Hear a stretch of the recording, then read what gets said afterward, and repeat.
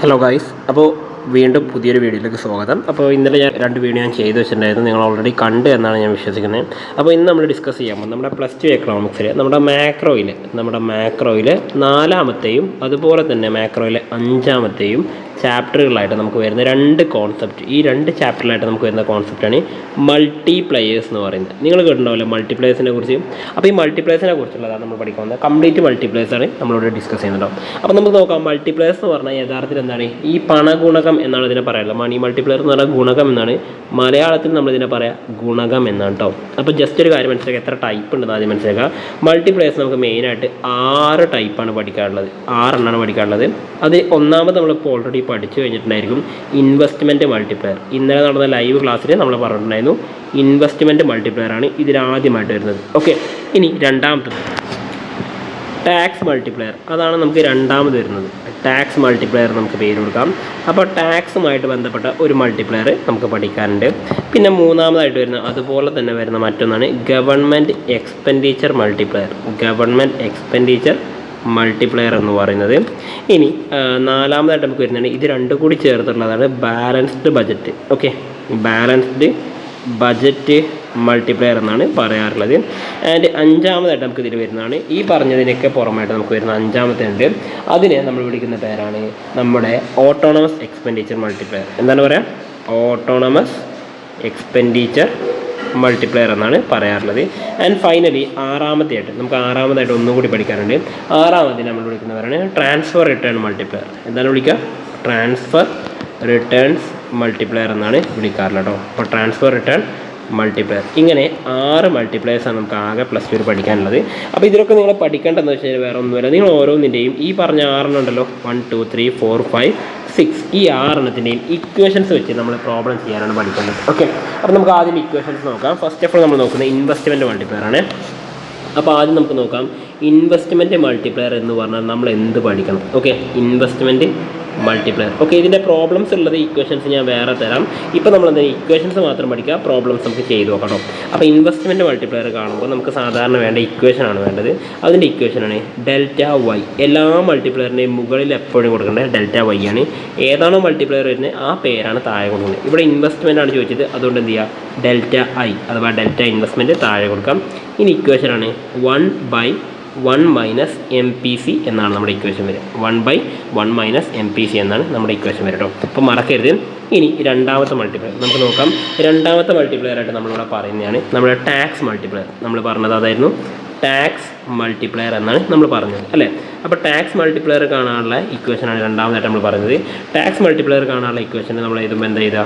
ആദ്യം നമ്മൾ എഴുതേണ്ടത് ΔY തന്നെയാണ്. അതാണ് ഏറ്റവും ടോപ്പിൽ എപ്പോൾ എഴുതേണ്ടത്. ഇനി ഡെൽറ്റ ടാക്സ് ആയതുകൊണ്ട് നമ്മൾ എഴുതുന്ന കാര്യം ΔT എന്ന് മാത്രം എഴുതിയാൽ മതി. Okay, ΔT. ഇനി ഇക്വേഷനിൽ ചെറിയൊരു മാറ്റമുണ്ട്. നമ്മുടെ ഇക്വേഷൻ വരിക -MPC, മുകളിൽ 1 എന്നല്ല കൊടുക്കുക, -MPC / 1 - MPC എന്നാണ് വരിക. ഒരേ സമയം നെഗറ്റീവ് മൾട്ടിപ്ലയർ എന്നറിയപ്പെടുന്നത് എന്തിനാണ്? നമ്മൾ ഈ പറയുന്ന ടാക്സ് മൾട്ടിപ്ലയർ ആണ് കേട്ടോ. നെഗറ്റീവ് മൾട്ടിപ്ലയർ എന്ന പേരിലും അറിയപ്പെടുന്നത് നമ്മൾ ഈ പറഞ്ഞ ടാക്സ് മൾട്ടിപ്ലയർ ആണ്. അപ്പോൾ ഇനി ഇതിൻ്റെ മലയാളം നിങ്ങൾ ചോദിക്കരുത്, കാരണം മലയാളം എന്ന് പറഞ്ഞു കഴിഞ്ഞാൽ ഇക്വേഷൻസ് ആണ് നിങ്ങളിവിടെ മെയിനായിട്ട് പഠിക്കേണ്ടത്. പിന്നെ ആ പേരിലുള്ള വ്യത്യാസം മാത്രമേ ഉണ്ടായിരിക്കുള്ളൂ എന്നുള്ള കാര്യം ഓർത്തുക. ഇനി മൂന്നാമതായിട്ട് നമുക്കറിയാം ഏതാണ്? ഗവൺമെൻറ് എക്സ്പെൻഡിച്ചർ മൾട്ടിപ്ലയർ എന്നാണ് നമ്മളിതിനെ പറയാറുള്ളത്. അപ്പോൾ ഈ ഇക്വേഷൻ നമുക്ക് നോക്കാം. ഗവൺമെൻറ് എക്സ്പെൻഡിച്ചർ മൾട്ടിപ്ലയർ കിട്ടാൻ നമുക്ക് ഇക്വേഷൻ നേരെ തിരിച്ചാണ് നോക്കിക്കൊണ്ടിടാം. അത് നമ്മൾ എപ്പോഴും കൊടുക്കുന്ന പോലെ കൊടുക്കും. ΔY / ΔT എന്നാണ് ടാക്സിന് കൊടുത്തെങ്കിൽ നമ്മൾ ഗവൺമെൻറ് എക്സ്പെൻഡിച്ചറിന് കൊടുക്കേണ്ടതാണ് ΔG എന്നാണ് കൊടുക്കേണ്ടത്. അപ്പോൾ അതിൻ്റെ ഇക്വേഷൻ എന്താ? സെയിം ഇക്വേഷൻ 1/1 - MPC എന്ന് തന്നെയാണ് കൊടുക്കേണ്ടത്.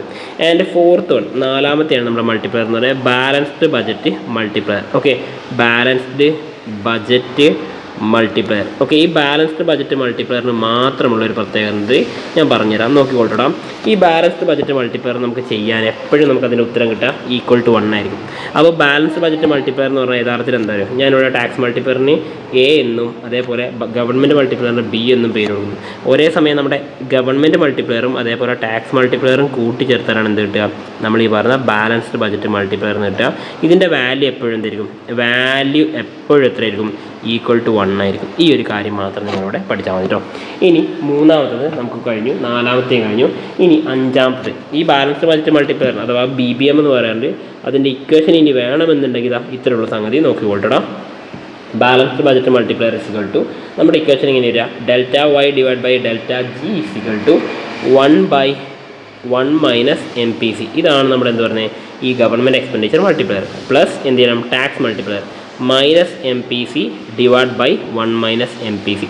ഫലത്തിൽ നമ്മളിത് ചെയ്തു വരുമ്പോൾ എന്താ നമ്മുടെ ആൻസർ വരിക 1 minus M P C divide by 1 minus M P C എന്നാണ് കിട്ടുക. അതിൻ്റെ അർത്ഥത്തിലാണ് 1 എന്നായിരിക്കും നമ്മുടെ ആൻസർ കിട്ടുന്നുണ്ടാവും. ഓക്കെ, ഇനി നെക്സ്റ്റ് നമുക്ക് നോക്കാനുള്ളത് ഈ പറയുന്ന മൾട്ടിപ്ലയറിന് പുറമേയായിട്ട് നമുക്ക് അടുത്ത് വരുന്നതാണ് നമ്മൾ നേരത്തെ പറഞ്ഞ ഓട്ടോണമസ് എക്സ്പെൻഡിച്ചറാണ് അല്ലേ.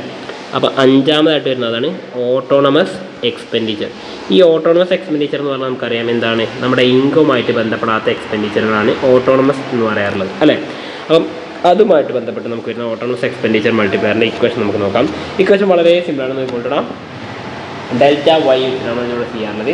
ഡെൽറ്റ വൈ എന്ന് പറഞ്ഞിട്ട് നമ്മൾ ഓട്ടോണമസ് എക്സ്പെൻഡിച്ചർ കൊടുക്കുന്നത് delta Y divide by autonomous expenditure. Delta autonomous expenditure is equal to നമ്മുടെ ഇക്വേഷൻ എന്ത് വരിക 1/1 മൈനസ് എം പി സി എന്ന് തന്നെയാണ് വരിക.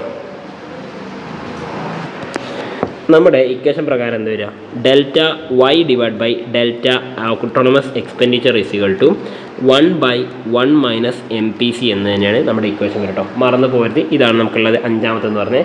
ആൻഡ് ലാസ്റ്റ് വൺ നമുക്കുള്ളതാണ് ട്രാൻസ്ഫർ റിട്ടേൺ മൾട്ടിപ്ലയർ എന്ന് പറയുന്നത്.